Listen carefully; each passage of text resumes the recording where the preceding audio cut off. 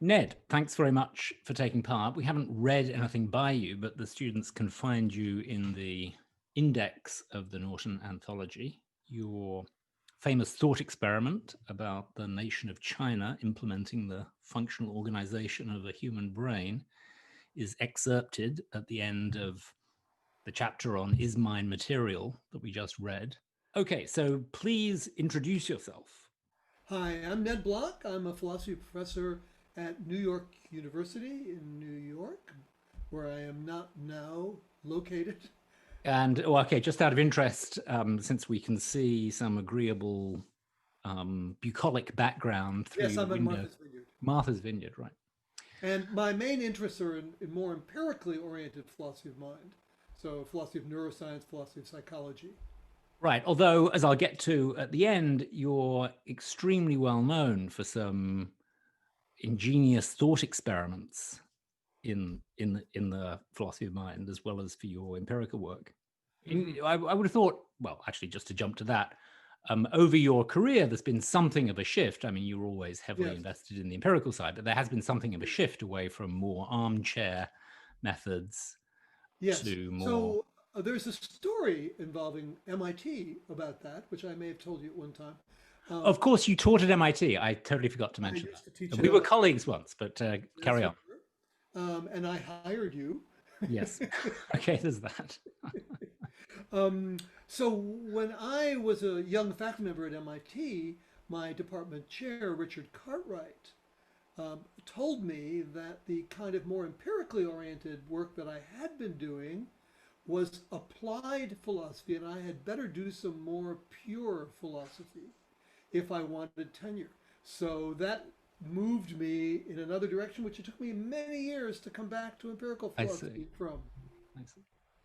Okay, so let me start my first question then. So we've been reading Descartes and, in particular, his argument for substance dualism. And it seems we can readily imagine being disembodied, or we can imagine zombies. They also came up in the lecture, creatures physically just like us, but who aren't conscious.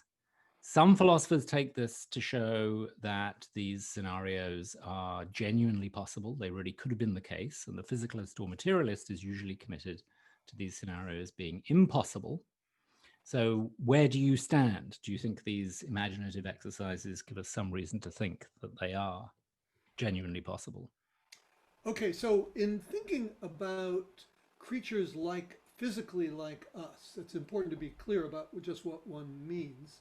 If one means creatures with a body that looks like ours and behaves like ours, but without any consciousness, there I think we could imagine that there's a silicon inside that so it might be like a creature like Commander Data on the second Star Trek series, some kind of robot, and then I think there is an actual possibility that a creature like that could lack consciousness, behave like us, and even have some kind of isomorphic states, internal states, yet lack consciousness. So of course that isn't what you had in mind, I guess. So what you meant by physically like us is like every molecule the same in the body, yet no consciousness. Well, let me just ask you about Commander Data then. Of course, we're all too old, I suppose, as far as these cultural references go. No, the students have never heard of Commander Data. But do you think that a thought experiment involving a non-conscious Commander Data gives us some reason to think that, yeah, there could be a robot who was functionally or computationally equivalent to the to humans, whose silicon brain was functionally or computationally equivalent to human brains, but who wasn't conscious? Okay, so I don't think that merely being able to imagine something in some sense gives us reason to believe it's possible. Ah, But what I do think that is that imagining something gives us a way into thinking about whether it's possible and asking certain questions about it and thinking about what else one knows that would be relevant. And since I think that consciousness is a biological phenomenon, I think that the biology, if you could call it that, of a silicon robot is sufficiently different from us, so that there is a real issue about um, whether such a creature is conscious. So Okay, great. I think So I thought think you, experiment gives you a way into yeah. thinking. So I think your answer is that the mere imaginability, no matter how, in some sense, clear and coherent, of some scenario like non-conscious commander data, or even Yeah, the imaginability of a philosophical zombie, someone who's a molecule for molecule replica of us, but who isn't yeah, conscious, that by itself doesn't give us any reason to right. think. Okay, excellent. All right, second question. So we also read Frank Jackson's Epiphenomenal Qualia, Yeah, and he doesn't think, of course, that arguments against physicalism that appeal to the possibility of zombies are very convincing. And he thinks that his knowledge argument is much more powerful. Oh, I should say, I didn't tell the class that Jackson subsequently changed his mind and converted to physicalism. but you've now told them because you just said it. Yes, right. Well, I can always cut that bit out. I didn't want to spoil. I didn't. I didn't want to suggest that there might be something wrong with the knowledge argument because its author had come to reject it. Anyway, the knowledge argument has been endlessly debated, of course, and I think there are at least a couple of books devoted entirely to it. So, what is your take on it? So I subscribe to the phenomenal concept strategy answer. I think Daniel Stoljar may be the first person. At least I think he at least named the strategy the phenomenal concept I think that's strategy. right. Um, so on that account, what Mary learns when she leaves the room is a new concept of a fact that she already had grasped under a different concept of it. So it's as if, for example, a medical student who knows that pneumonia can cause death learns a new concept of pneumonia when he learns how to recognize the X-ray pattern for pneumonia. He learns a recognitional concept. So he learns that using his recognitional concept can cause death. So he hasn't learned a new fact. He already knew the fact that pneumonia could cause death using a different concept of it, but now he learns a new concept of that same old fact. No possible worlds are eliminated. It's just a new way of understanding an old fact. Okay, great. So that sounds like the view that because Mary doesn't learn anything new, she doesn't learn any new fact that she didn't know before, what's going to happen when she's released from her black and white room and sees something red for the first time is that she's just going to say, ho hum, this is no surprise. But I have a feeling that's not what you think would happen. No, that isn't what I think would happen. And I would not say she learns nothing new. I would say she doesn't learn a new fact.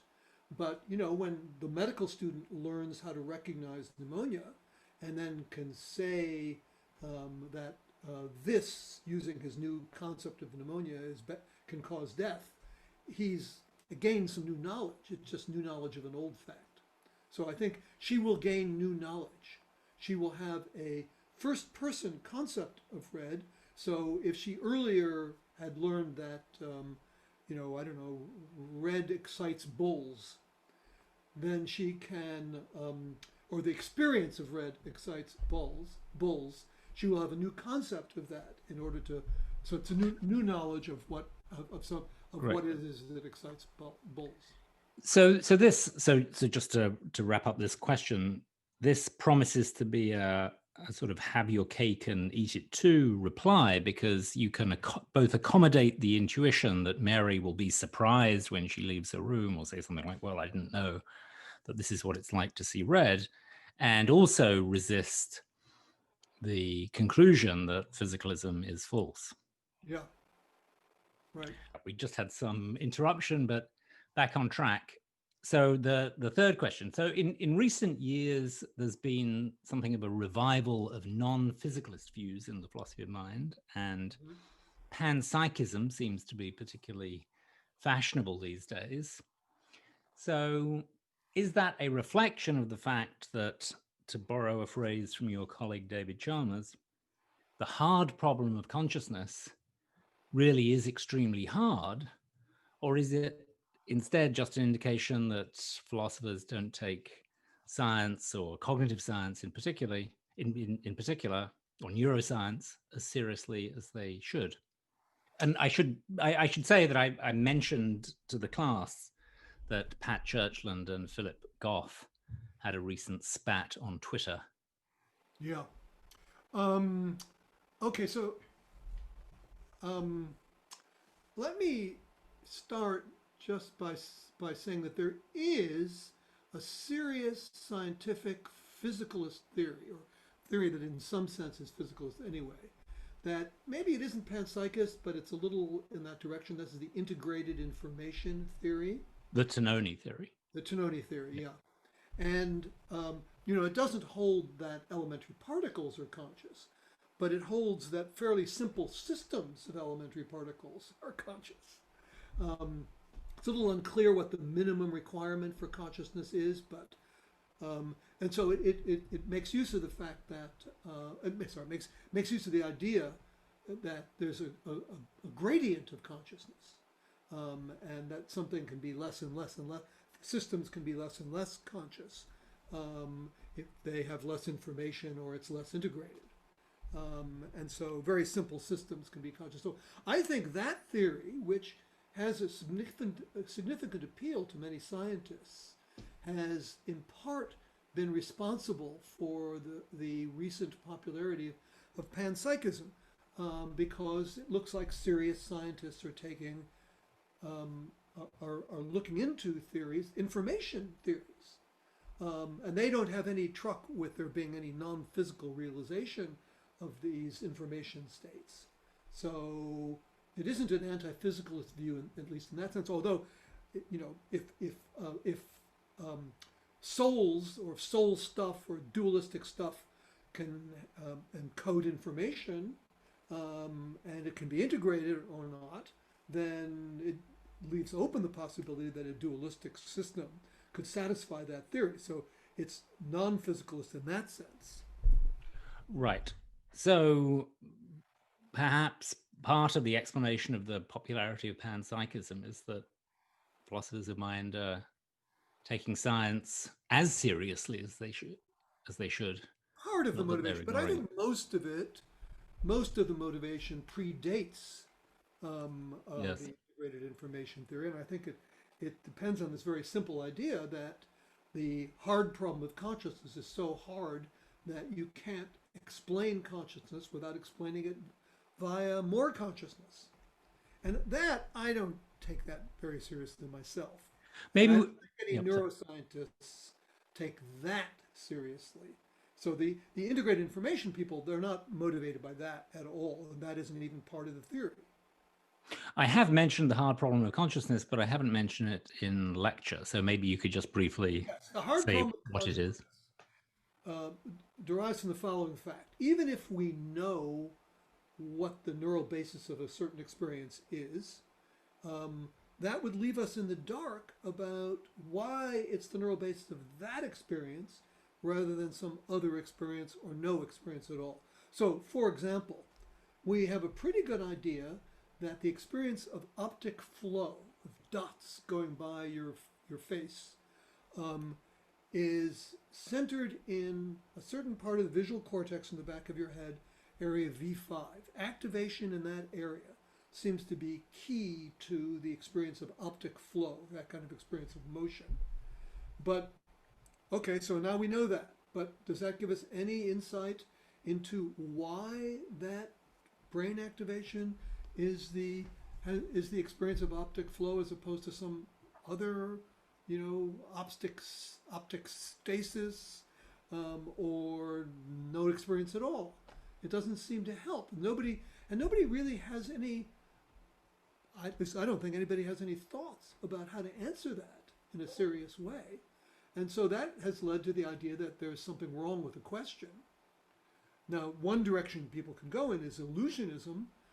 There isn't any such consciousness. Another direction is panpsychism, where The idea is you have to explain the consciousness of big things like us in terms of the consciousness of smaller things. So I think there is that root. I Yep. don't take that seriously, very seriously myself. I think the situation we're in with regard to the heart problem is a situation that thinkers have been in the past with regard to other phenomena. And I think what it indicates is that we're missing some ideas. So I think if we had concepts that we do not now have, then we might have a much better grip on how to answer the hard problem, or maybe how to sidestep the hard problem in some way.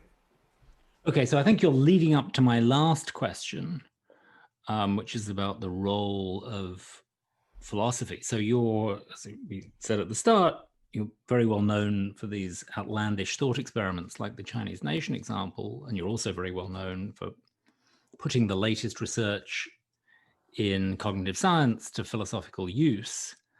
But is there any room left for armchair or a priori methods in the philosophy of mind? And is there really much room left for philosophy? I mean, why don't we just hand off the hard problem of consciousness to the psychologists and neuroscience, and instead Yeah, worry about the trolley problem or something? yeah. So I think there's a huge role for philosophers in philosophy of mind, even on the view of philosophy of mind that I have, which is it's very saturated with the empirical. Because I think the philosophical questions and the empirical questions always they require mutual. Our intellectual life goes back and forth between them, give and take between them. And the scientists often are doing philosophy without any philosophical training. So in the more difficult reaches, the areas of the science where people don't have any idea how to answer the questions, and there are a lot of those areas, they're really doing philosophy. And you really need people with philosophical training to be part of that. Otherwise, the philosophy is going to be done extremely badly. So I think there's a big role for philosophy, even if you think as I do that in philosophy of mind, it's everything depends on empirical facts. By the same token, I suppose the philosophers should do some empirical training.